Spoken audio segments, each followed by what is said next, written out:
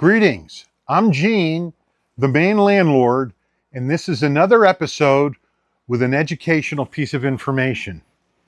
Today, we're going to talk about a multimeter. I call it a voltage meter because while it does multiple things, I primarily use it to test voltage.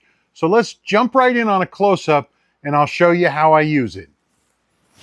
Now, the formal name for this tool is a multimeter. I call it a voltage meter because I only use it to measure volts.